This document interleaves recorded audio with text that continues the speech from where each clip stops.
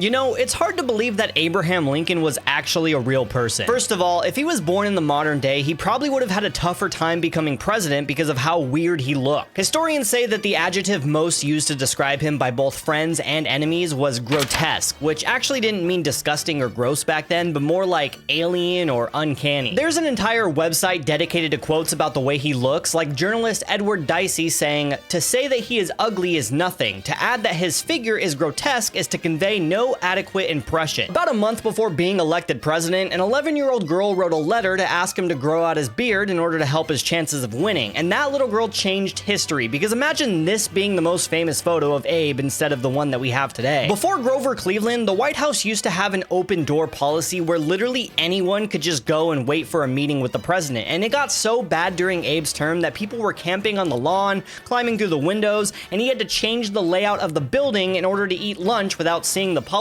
He also had the weird reputation of just being a super chill guy, doing meetings in his slippers, and he was often found wandering the streets of Washington, D.C. at night without any bodyguards. He absolutely hated being told where he could and couldn't go. But most bizarrely of all was that he was a really good wrestler, reportedly doing over 300 matches and only losing a single match. He's also the only US president to be honored in the National Wrestling Hall of Fame. That's the real actual wrestling, by the way, not the WWE Wrestling Hall of Fame that Trump is in. Completely different.